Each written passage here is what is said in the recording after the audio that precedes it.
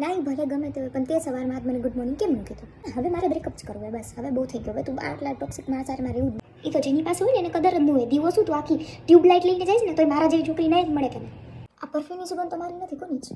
અચ્છા ફ્રેન્ડની છે. હા એને મળવા ગયો તો એમ તું? અરે વાહ, હે ને તેની પાસે જીવું તું ને એ શું કામ આવ્યું? અને તું જોઈશ કોણ ચકલી છે, પણ ગમે એટલું કરી દે ચકલી કોઈ બાદ ન બની હતી, સમજી લેતી તું.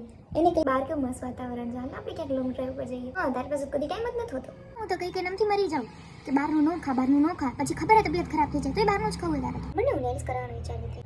કેવો કલર કરાવું? પિંક? અરે વાહ, કયો? બેબી પિંક, લાઇટ પિંક, કયો પિંક? શું બધા એક જ હોય? બધા પિંક એક ન હોય, કેટલી વાર મેં તને કીધું છે.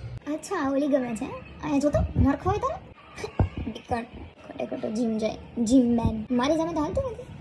હે તો નહીં બ્રેકઅપ નીકળો. મારા માટે તું છે ને એ જ મોટું કિટ છે. પણ આ બહુ મસ્ત છે, થેન્ક યુ. કાંઈ નહીં, તારી ઓલી ક્રશ મળી હતી મને કે તમારા બેની જોડી બહુ મસ્ત લાગે છે.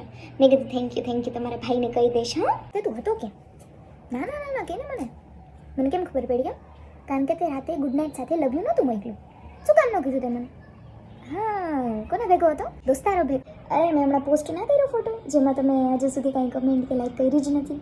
હા હા એમાં ઓલી શ્વેતાનો ફ્રેન્ડ છે ને એ કમેન્ટ કરે છે કે તમે કેટલા સુંદર છો. તો એને રિપ્લાય આપ્યો છે થેન્ક. તને ખબર જ હું છું ઓલા સામેવાળા મંજુબેનની. તને એવું નથી લાગતું હું જાડી થઈ ગઈ? ના હું દર વખતે નહીં બોલું, તું બોલ. હા તો સાંભળ, મમ્મી આવી ગઈ, હું તને કરવા પછી